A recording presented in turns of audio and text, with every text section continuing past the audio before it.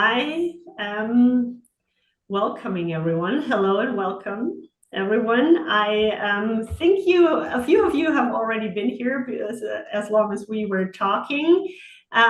People still seem to be logging in, so I think we'll give them a few minutes to come in, and sometimes they experience technical problems, so yeah, I think we'll wait until we really start. But while we are waiting, for people to arrive, you are very welcome to use the chat function, or at least I think the chat is not active, but the Q&A function. And in German, that's the F und A tool.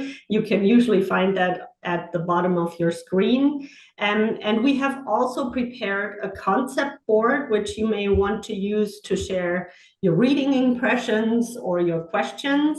So feel free to use that. I sent that out to everyone who registered until yesterday. I will share the link to the concept board again during the presentation, so you can check that out and see what I think we already got a few comments from people. So yeah, we can use that for our discussion as well.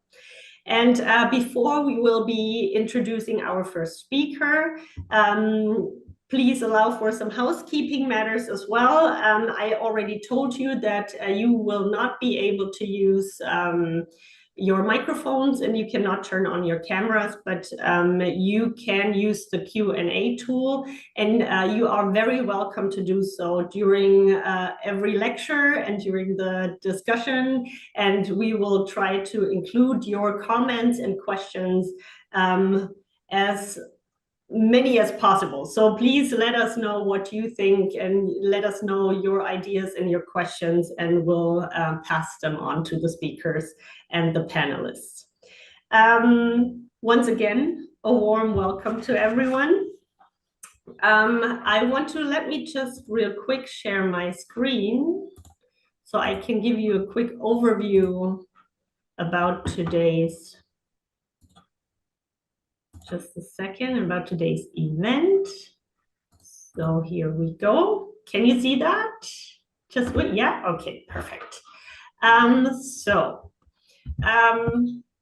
Just a quick overview of what we are doing for everyone who doesn't know us yet. We are the German American Center, and we are a cultural and educational institution that fosters German American relations. So here you can see what we are doing. And if you ever want to know more or stop by and visit us, please come here. We are at the Charlottenplatz in Stuttgart. And of course, you can also visit our website to see more of our programs and our offers. So tonight marks the kickoff of our On the Move event series, in which we are taking on the new A-level topic On the Move, with a focus on the American authors. We have an overview of all the short stories and, of course, the film that are part of the topic, but the red ones are the American authors, and we will be doing a few events on these American authors, and we will focus on them during the next month. After today's event, that's something I wanted to let everybody know real quick before we start. We will continue on November 14 with a workshop on Adichie's short story, The Thing Around Your Neck. In this workshop, Silke Franz from the Seminar Stuttgart will show how the short story can be taught in class using the drama in education approach. And we're also looking forward to this. And everyone who is interested in this workshop can still sign up. Just send us an email. You can find more information on our website. So today's agenda, you can see that here. We are very pleased that we could win Professor Aldama and Professor Priewe for lectures during this event. We will have plenty of time for questions after each talk. So I would like to ask and encourage you to submit questions via the Q&A tool at any time, as I already said, just for the ones who just joined us. And after the lectures, we will have a short break, and then we'll continue with the roundtable discussion, where we welcome the following participants. So Professor Aldama will join us, Professor Priewe, and Dr. Jan Kulok will be here for the discussion, Dr. Christina Ziegler-McPherson, and Samantha Ceballos, who is a PhD student of Professor Aldama, and we're very glad that she will be there with us also. So I think that's it for me. I would like to hand over to Saskia Schabio. I would like to use the chance to thank our cooperation partner, the Department of American Studies at the University of Stuttgart, and especially Dr. Saskia Schabio, who brought this idea to us and helped us or set up everything with us. So thank you so much, and I'll hand it over to you. Thank you. Well, thank you, Kathrin, and let me also extend a very warm welcome to all of you. Tonight's talks will situate Urrea's short fiction within Latinx Studies, one of the most rapidly growing areas of literary and cultural studies, and indeed a strong interest of the American Studies Department here at Stuttgart. Our key questions tonight: how is the rapidly growing importance of Latinx literature and studies changing perceptions of the US at large? And what are practical implications for teaching Urrea's work in second language classrooms here in Germany? Before welcoming our first keynote, I wish to thank the German American Center, Kathrin, and the director, Christiane Püker, for this very productive cooperation and making this series of events possible. Thank you so much. Now, I'm honored to be introducing Professor Aldama. He is the Jacob and Frances Sanger Massacre Chair in the Humanities in the English Department at the University of Texas, where he also directs the Latinx Pop Lab and a Comics, Gaming, and Animation Arts Expo and Symposium. He's the award-winning author, co-author, editor, and co-editor of dozens of books and numerous book series. He's the producer and co-creator of the first documentary on Latinx comic book superheroes, and also writer of children's books, including the award-winning Con Papa with Papa. The producer and co-creator of an animation short, which screened at the Cannes Film Festival this year. And he has forthcoming a novel, a graphic novel, and 2 comic books. I hope you forgive me for taking shortcuts from a breathtakingly long list of publications and an incredibly creative output. Let me briefly call your attention to work which I feel in particular relates to tonight's focus on teaching Urrea's short fiction. First, Professor Aldama's work on Luis Alberto Urrea, and second, his Routledge Guide on Latino literature in a classroom, the first comprehensive guide on this topic, and an incredibly rich archive of innovative approaches. Third, his research on cognitive narratology, what happens when we read fiction, and short fiction in particular, and which I feel significantly advances response aesthetics for learner-centered literature classrooms. I feel we're so privileged to have you here with us, with your rich combination of perspectives as a distinguished scholar, artist, committed teacher, engaged writer, also known as Professor Latinx. Professor Aldama, it is an honor to have you here with us. So thank you so much for accepting our invitation.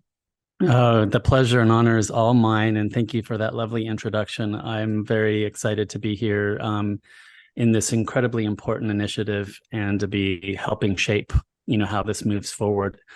I'm going to go ahead and share my screen, and we're going to have a little bit of fun. I will take a pause in between each of the sections just to see if there are any questions from our audience, if there are any clarifications as we move through, and Kathrin will help me with that.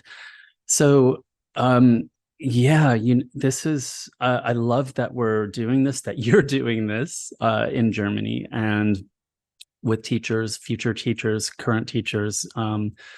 And the Southside Raça Image Federation Corps of Discovery, first published in a magazine and then later reprinted as part of the Water Museum, a remarkable collection of short fiction that Luis published in 2016.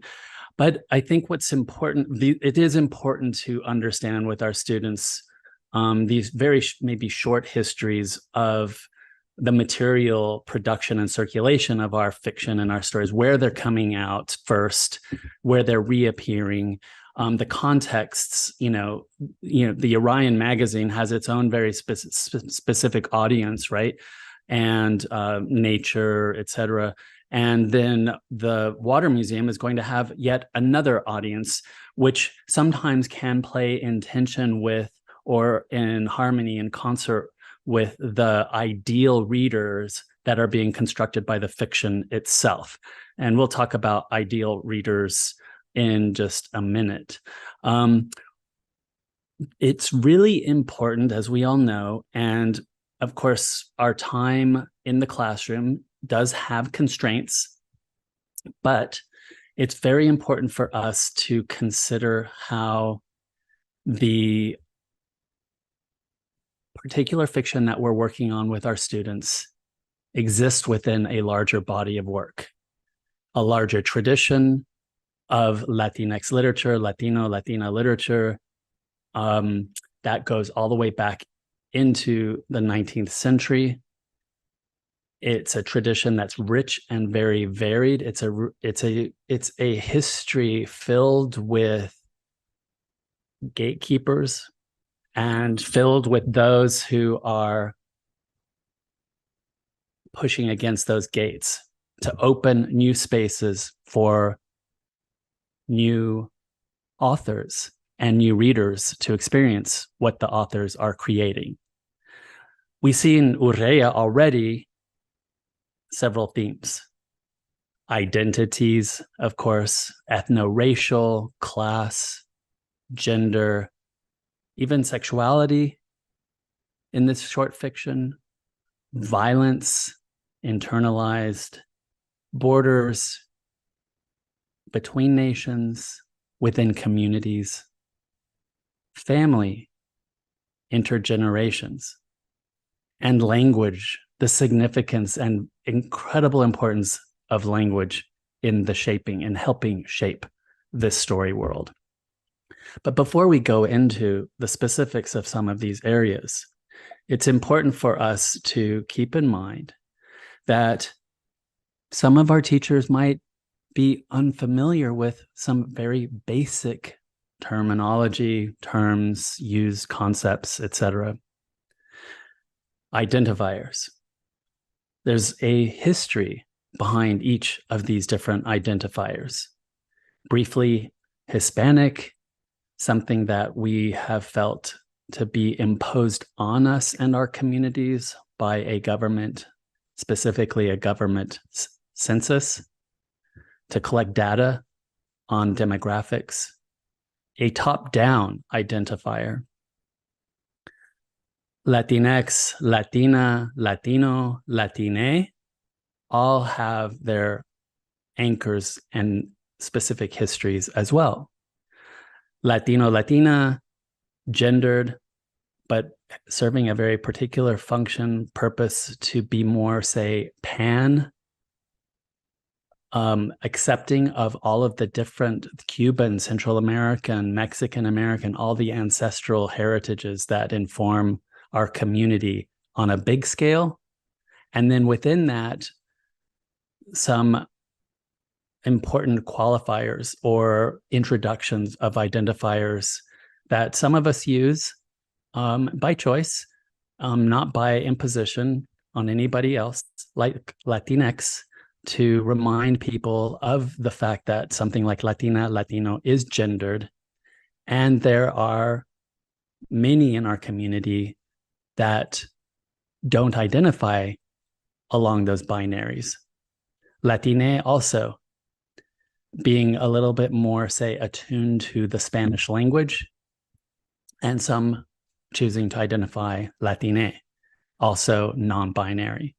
Chicanx, Chicana, Chicano, also very strong histories that are linked to the civil rights movement, especially Chicana, Chicano, and today's Chicanx.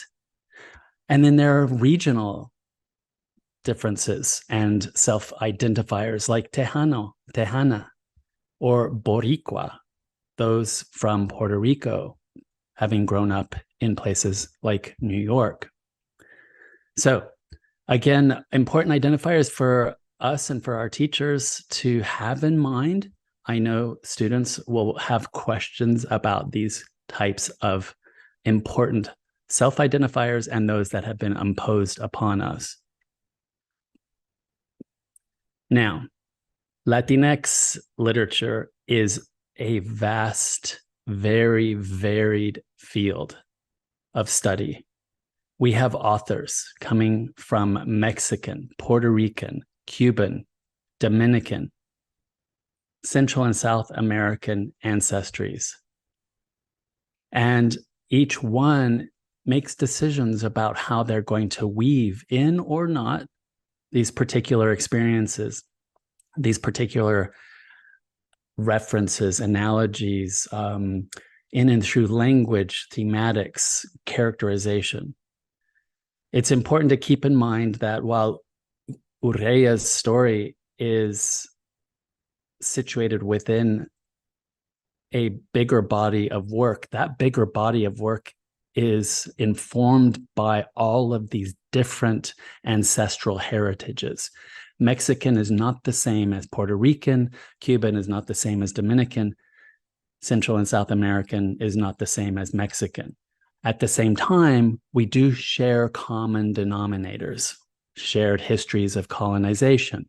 And as a result, Catholicism and our push against Catholicism, our cultural syncretism that resulted from our interaction, active engagement with the imposition of things like Catholicism, even the Spanish language. Latinx literature in this sense is defined as creative works written or conceived within the borders of the US by authors who choose to shape an aesthetic that expresses, to varying degrees, ethnic cultural roots. Latinx author and Latinx literature are labels. They function as labels that circumscribe a set of number of creative works for us to read and analyze in a manageable way. In actual practice, of course, we know that Latinx authors and their creations journey across and through many borders and borderlands. So yes, we need the category Latinx or Latino, Latina literature, but it is important for us to recognize that this is a pedagogical category used to make this vast, varied, and rich area of cultural production manageable, right, for us to teach. Just a couple of big broad brush strokes here. What I've called first wave Latinx literature, where we have a Spanish dominant literature mid to late 19th century, and then moving into the 1900s, slowly becoming more and more English dominant, but where the Spanish is really the language that's used to shape the story worlds. And then in the 60s, the second wave, where we begin to see ancestral histories deliberately shaped, affirmed in and through a dominant English, but also very purposeful, intentional use of code switching between English and Spanish, the use of caló, the use of Spanglish, all as very important shaping devices of the story, as well as important cultural anchors in our Latino-ness. So very important to keep in mind, not just as cultural signifier, but also as an important shaper of the story itself. And I focus a little bit on this here in my presentation with all of you because, of course, Luis Urrea's story is very much in line with and continues to expand and grow that legacy of code switching, of caló, of the use of language in its beautiful ways to register not only cultural specificity, but to shape the story itself.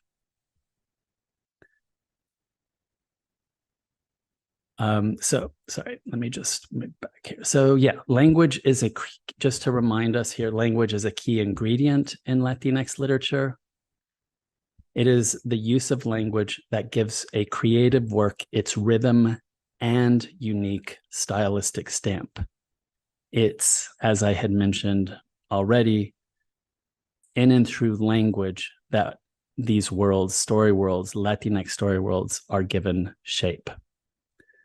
And just to reiterate, Latinx authors of the first wave, there was more Spanish than English used with this particular effect, both cultural anchor and also shaping of story. Second wave, more English dominant, but where Spanish is present through code switching, Spanglish, caló, and indigenous languages, used to anchor the identity of the characters in action as well as to give aesthetic shape to the narrative. Histories are also very important. So when we talk about Latinx literature, just as I had already mentioned, ancestral heritage is different and at the same time shared because of histories of colonization, but the expression, regional expression of the results, the material results of this shared history of colonization expresses itself differently in different spaces, also because of our particular histories of war, of immigration policy, of global politics. So, for instance, if we're looking at the Mexican-American aspect of Latinx literature, it would be important to understand that, in fact, Arizona, California, New Mexico, Texas, where I am right now, parts of Colorado, Nevada, and Utah were all northern Mexican territories before the 1848 signing of the Treaty of Guadalupe Hidalgo. With the end of that Mexican-American War, when Santana ceded 55% of Mexico's territory to the U.S., El Norte and its inhabitants now lived under U.S. governance. That's a very different history, for instance, to Cuba and Cubans, to Puerto Rico and Boricua in the U.S., to those coming from Central America and their forced migrations, right? The histories are important for teachers to understand and to contextualize their work as well. Of course, for Mexican-American literature in the late 19th century with Maria Amparo Ruiz de Burton, Jovita Gonzalez, and others, we see very much these themes of dual nationalism, dislocation, and racism attached to these histories, this very recent history. Immigration policies, very important as well. Very different experiences between our different Latino communities and and immigration policy, U.S. immigration policy. So we have populations like here in the Southwest, generations who've lived here where the border, in fact, crossed us. We have immigration that is more recent in the 20th century from Cuba, Puerto Rico, Haiti, the Hispanophone Caribbean, Central America, South America. Each one has different policies in place and different histories that result in those authors who choose to incorporate into their fictions very different understandings and worldviews of what it means to be U.S. Latino. For instance, with World War II and the shortage in the factories of workers, we had the Bracero program all the way up to, things like the late 1980s when the North American Free Trade Agreement was imposed and encouraged corporations to move into the borderlands of U.S. Mexico. That caused all sorts of ripple effects. Authors like Urrea choosing, for instance, in the story we are reading for today, to recreate the consequences of something like a post-NAFTA life for Latinos on the U.S. side of the border. Reflected, so one way or the other, authors choosing to reflect, weave in, recreate these different histories of immigration policy that have affected our community. In one of our first wave, one of the first wave, say, novels, Barrio Boy by Ernesto Galarza, we see the author also very much attuned to how the Bracero program affected Latinos in terms of work and exploitation environments, but also in terms of segregation within education spaces. Many examples of this, but they're going to be different to a novelist writing about an experience of Latinos from Cuba in the United States, is my point. During the Brown Power civil rights movement, of course, and this was a very important moment in reclaiming the Chicano name, going back to our identifiers.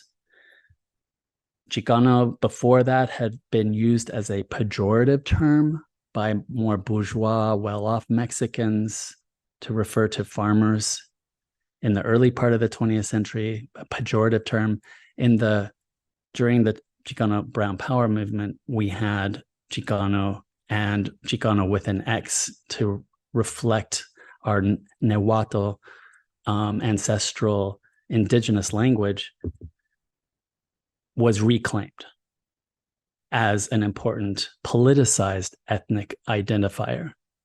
During the same time, we had things like Cesar Chavez and the Delano grape strikes, 65, the organized, the farmers, as all arm in arm with the Chicano movement. And with this, we saw the rise in a huge cultural production coming from the United Farm Workers Union itself. Not just literature to be read, but also literature staged to be seen with Luis Valdez. So, just as a counterpoint, Cuba, very different immigration history. As we all know, the 19th century for Cuba, very much this struggle to determine its own sovereignty and independence from Spain. That then led to the Spanish-American War, and through its particular histories, Cuba being basically turned into a banana plantation for U.S. capitalists. The rise of the Che Guevara and Castro and the overturning of the corrupt dictatorship, leading to certain moments of open door immigration to the United States, but the policy, the good neighbor policy of the United States, very much shaping a different experience for Cubans during those moments than, say, Mexicans crossing the border. This is important because when we consider Latinx literature, these are very different experiences, different histories informing the different threads that make up this wonderful tapestry that is Latinx literature. So for many Cuban Americans in the 60s, we don't see the same history of the creative and activist sense that we see with Chicanos. It is there, but it's oriented differently. Puerto Rico has, again, its own histories of immigration that can be woven into its own author texts, literature. So again, the Spanish-American War of 1898, the U.S. winning under the Treaty of Paris, how Puerto Rico was annexed, and then, of course, in 1917 with the Jones Act, how Puerto Ricans received U.S. citizenship, but not the right to vote. So when gates were closed to Cubans and Mexicans during the Great Depression, they were open to Puerto Ricans as U.S. citizens. And during World War II, the gates opened whenever the U.S. experienced labor shortages in factories, as well as fighting on the front lines. This is really important background. The language, as I mentioned, also has a significant importance in Latinx literature, the Spanish, English, the indigenous, the code switching that I mentioned already, and is very much the legacy, if you will, that Urrea is working within with his short fiction that we are reading for today. Just some quick markers in this legacy. Priewe Thomas is down these mean streets, and the way Priewe uses language to shape that particular story. Oscar Zeta Acosta's autobiography of a Brown Buffalo, very similar. Luis Valdez, speaking of the performances that were happening, the Teatro Campesino in the mid-60s, late 60s, his Zoot Suit, and of course, more recently, Junot Diaz, Drown, and A Brief Wondrous Life of Oscar Wilde. So, of course, Luis and his work is very varied itself. Very different styles in something like The House of Broken Angels to the style that we read in the short fiction that we have for today. A very different style to the Hummingbird's Daughter, The Queen of America, etc. All very different. And so in a sense, we have to locate each and every one within a specific legacy of Latinx literature, but at the same time understand that there is a Urrea career author, someone who is, and I know my colleague's going to talk a little bit about this in a little while, someone who's always been astutely aware of things like, for instance, economics and race within the eco-disaster that we've been living now for several decades. It's, for me, really important and exciting and interesting to read things about, interviews by the authors. It's a reminder that someone like Luis is very intentional about his writing. It's not just sitting and waiting for the muse to speak. It's someone who is working hard, laboring hard, committing long hours of his day, of his time, to distilling and reconstructing the slice of reality that he wants to recreate in his fictional works. Interviews for me are really exciting, not only to do with authors, but also to remind our students of the great dedication and intentionality involved in writing fiction.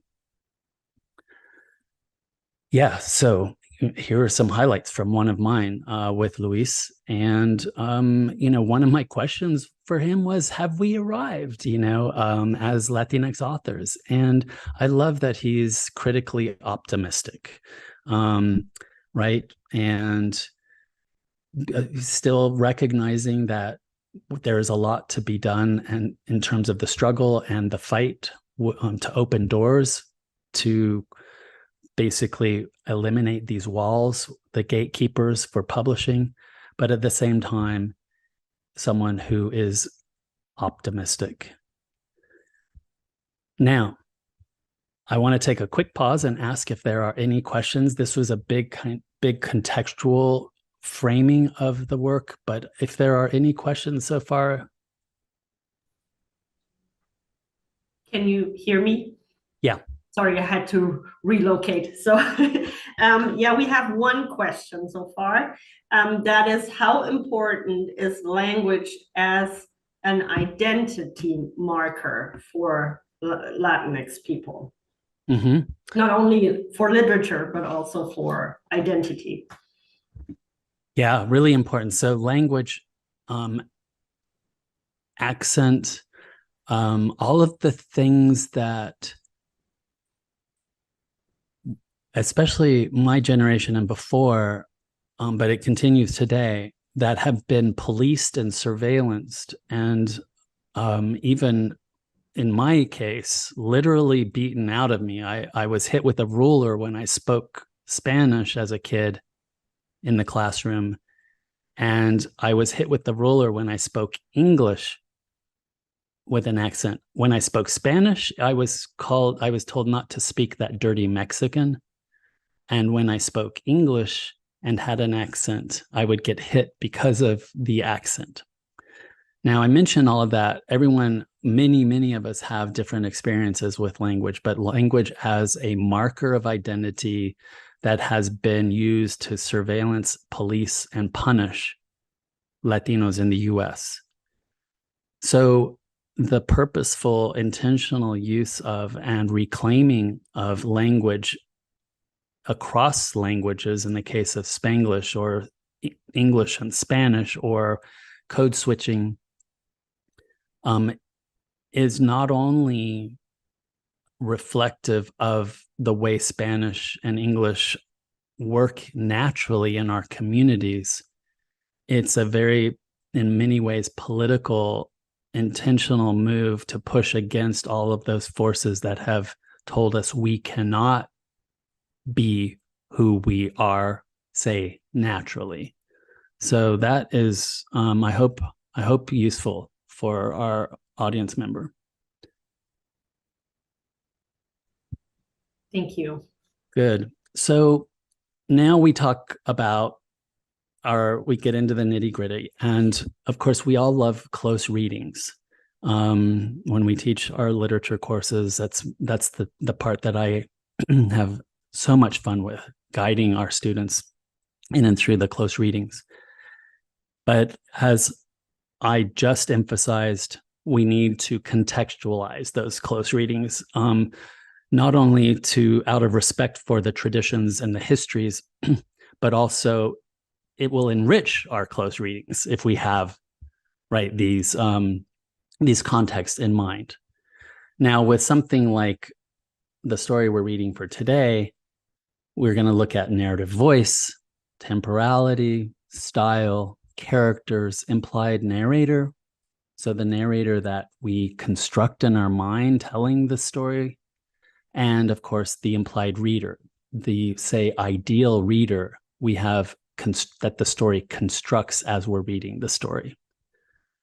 So the first couple of sentences are absolutely incredible, not just stylistically. Are we in the kind of space of a master storyteller, Luis Urrea, but it tells us so much about where we are in this story.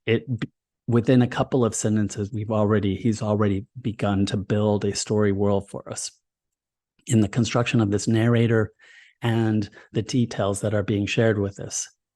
So this was New Year's Day. This was sunlight. 78 degrees. This was the sound of the barrio awakening from the party.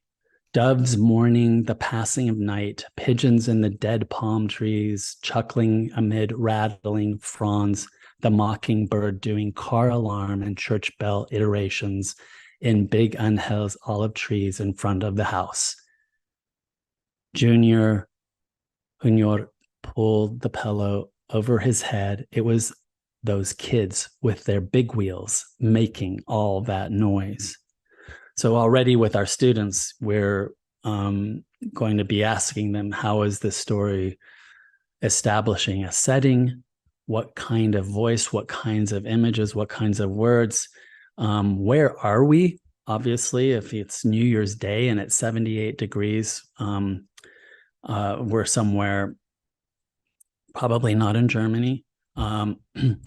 Sunlight, the sounds already, right? Being made aware of all of the different urban sounds. And at the same time, they're intermixing with nature. But it's a nature that is struggling, right? It's a nature where you have the dead palm trees and the chuckling, right, of the pigeons. So very important, we've already located our story within a Latino neighborhood, the barrio, and we're hearing all of these sounds, and of course, we're being introduced already to our main protagonist. Somebody knocked on the screen door. Junior groaned, rolled out of bed. He was in his plaid boxers. Yeah, he was skinny, but he was working out after school every day. Big Angel wasn't worth much lately, but he did put cement in 2 coffee cans and sink a bar in the middle so Junior could curl and get his guns pumped. He flexed in the mirror, guns more like derringers. So again, voice is really important here. This is, even though it's a third-person narrator, it's a third-person narrator very much a part of the story. Through the language, through what is seen, the details that are being shared. We already have the introduction of a certain kind of masculinity that is, say, idealized within this space with the curling and the guns, the fact that Junior is skinny, but he's working on, massing up those muscles, etc. So already here we have Urrea establishing through his narrator the running thread of how masculinities are constructed within this particular community and how this echoes with how masculinities are constructed within Mexican American Chicano communities in the United States. And then, of course, we have Shadow Garcia knocking on the screen door. And so the action kind of begins. As we move through the story, all of these details, the TV was still on, ESPN2, Junior shook his head. There were vino bottles, dead 40s, so malt liquor bottles, right? Scattered all over. That damn jungle was on the floor, right? Gave him a little kick. So again, a scene of basically signifiers that are showing us, telling us this is a scene of a bunch of Chicano young men after a night, drinking and so on, right? Watching sports. So this is our scene, this is our setup. And now we move into the journey proper of Junior and Shadow. And this is a kind of an amazing journey that takes them, on the way to the beach. They get into this huge fight. And there's this tremendous amount of violence that erupts. There's all sorts of signifiers as well on the way to the beach, the kind of car they're driving, the company that they keep, La Smiley and La Little Mousy in the back seat, right? popping their gum, bored as always, filling the car with perfume, hair all ratted out. Las moras back there got raccoon eyes, Shadow confided. So as the story world builds, it's filling out all of these details that allow us to imagine very specific part of the life of Junior within the barrio set in, as we find out, the borderlands of San Diego, Chula Vista, and National City. The moment when they take their Lewis and Clark journey, I think, is really important. And I know my colleague is going to talk a little bit more about that. But this language and the shift in the narrative voice and style, the marshes and creeks were to the east and the south of Big Angel's house, between the barrio and the border, pretty much the sloughs. Back in the day, crabs were attracted to the clotted blood water that oozed out of the little slaughterhouse about a quarter mile from the gravel parking lot at the bottom of the barrio hill.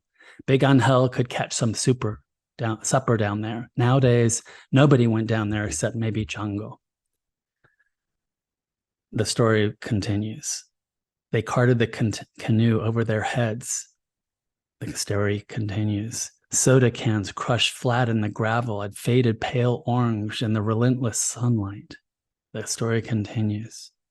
Occasional tides of blood and a fall still pulsed out of there, making the sloughs stink worse than usual.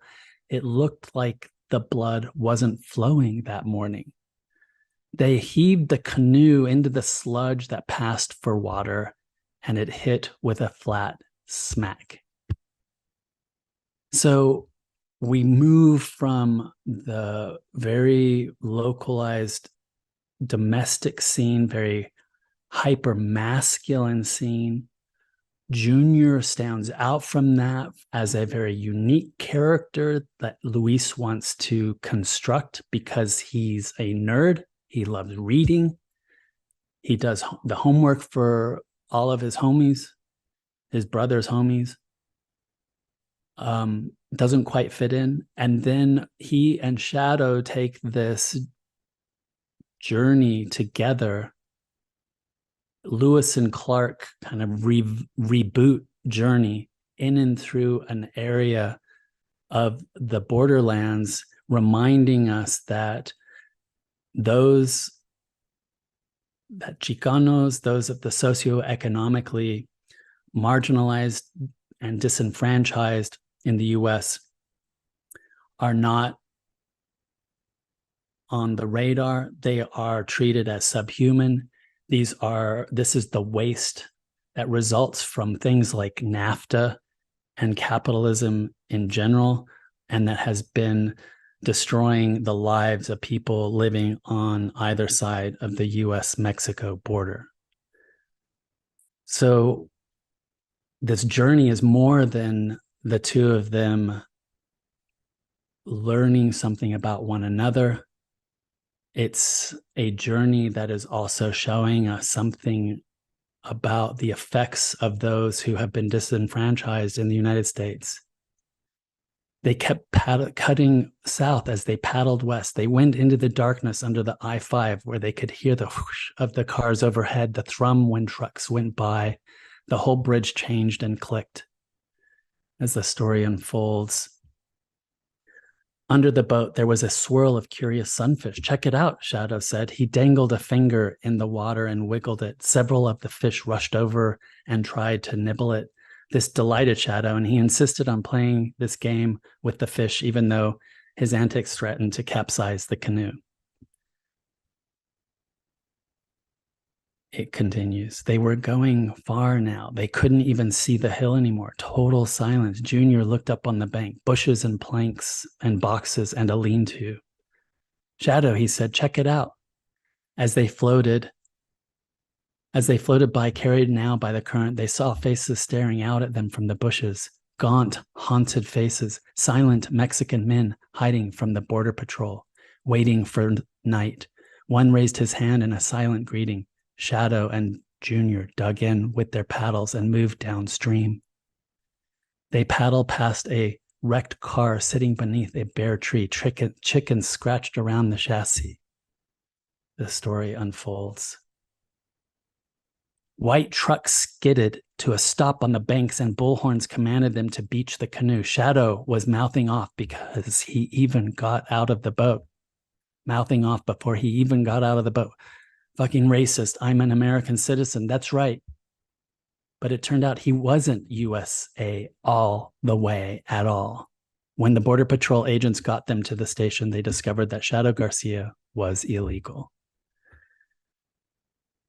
Really important twist to the story and a reminder that one way or the other, our community, whether it's a direct family member or friend or less proximate family member, we are all impacted by this social system that has been built in and around surveillance of those who are allowed and those who are not allowed, those who are legitimated by the system, and those who are not. So what is Urrea doing? And this kind of plays into some of the cognitive stuff that I do. He's story thinking.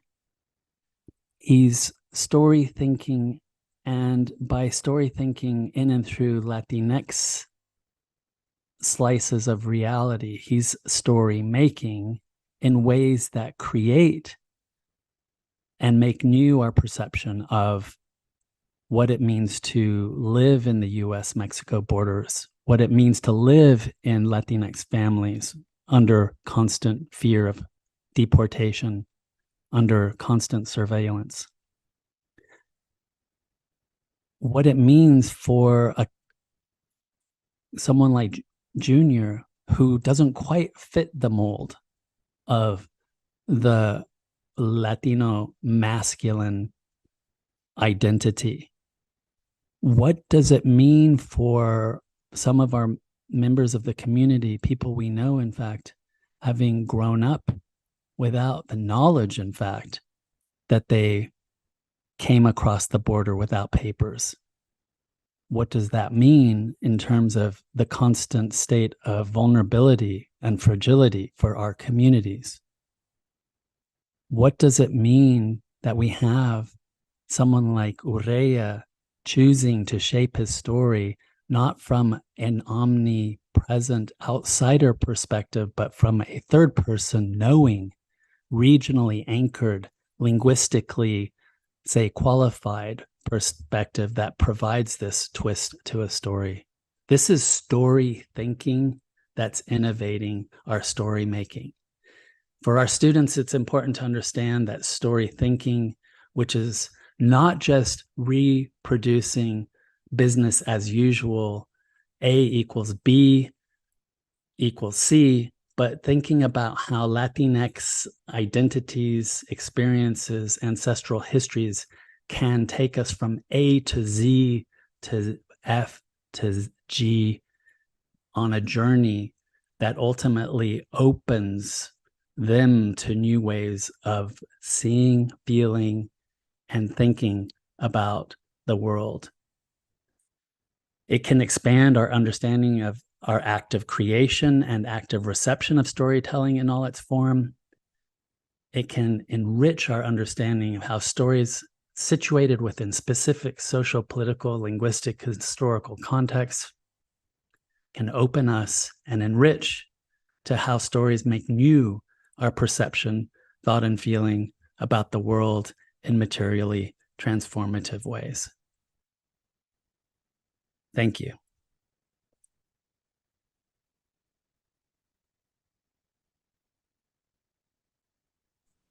So thank you so much for this really interesting and insightful talk.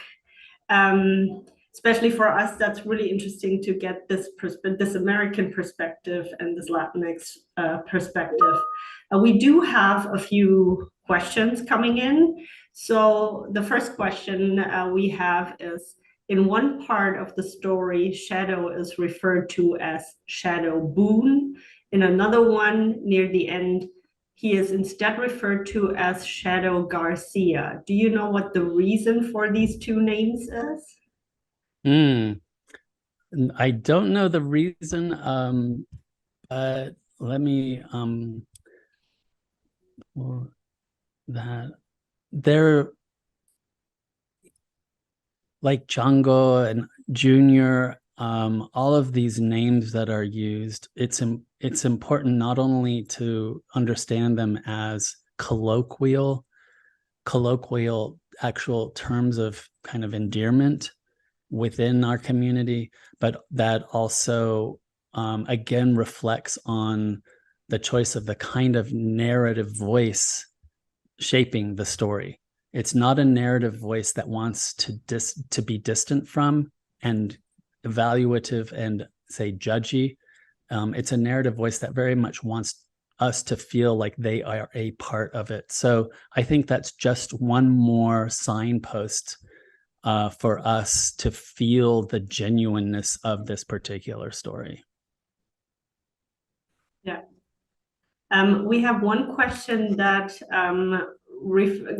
kind of fits in to what you said towards the end about being under the constant pressure and constant fear of being or having to go back and things like that. So someone wants to know, like, how do Latinx communities see the police or the criminal justice system, and is there a huge distrust?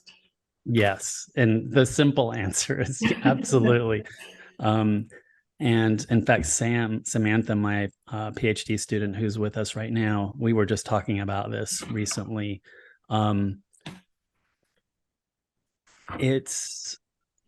There's the history, as you all know, in the United States of race relations and race understanding has been very much a Black American versus white American framing historically, conventionally. And those who don't fit the frame, Latinx, Latinos, and others, Asian Americans, Indigenous, Native Americans, are somehow have been left out of that critical framework. But what's important about this question that was just asked is, in fact, our communities live in fear. And in fact, even for those who outsiders might assume a certain privilege of passing phenotypically. So for instance, as you know, looking at me right now, I'm light-skinned. It doesn't matter. There are signifiers, there are signposts that are the agents of the surveillance system here in the United States use to basically one way or the other box and even incarcerate. So whether it's name, accent, as we talked about earlier, language, place, where we are in a city, where we are in the country. These are all have become markers of identifying us and surveilling and also escalating whenever we say step just a little bit out of line according to that system of surveillance. So the long answer is absolutely, and there's good reason for it. And historically, traditionally, even the second I walk out this door, there is a part of me that is constantly thinking about not stepping out of in a way that might attract attention to me, because I know that if there's any attention put on me, it will lead to a bad place. So that's the long answer to that question. But it's important to contextualize this within kind of broader understandings of how the US has articulated race and racism.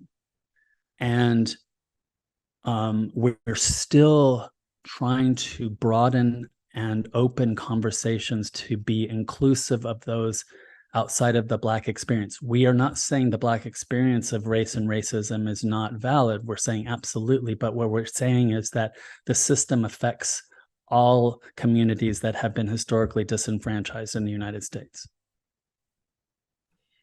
There is actually a follow-up question to that question from someone else who asks, how often is the problem concerning police brutality, and maybe especially against Latinx people, mentioned or discussed in American mainstream media? Is that existent? That's part of the problem, is that when we are in mainstream media, we're represented only as threat to jobs, or threat coming across the border as narco traffickers, as human traffickers, as like everything that we're not, the bad hombres, as Trump, right, infamously declared us to be. So that's how we are shown in mainstream media. We're never celebrated, unless it's Hispanic Heritage Month, which is literally 1 month out of the year, when there is a spotlight on the positive, deep, long, and significant contributions that we've been making to shape this country into, the United States as it is today. So that's, again, something that, we are constantly raising awareness, pushing against in our critical work, in our creative production, in the kind of sensitive, beautiful, detailed storytelling and story thinking that Urrea expresses in the fiction that we just read, precisely to nuance and humanize where the mainstream has dehumanized and simplified. Yeah.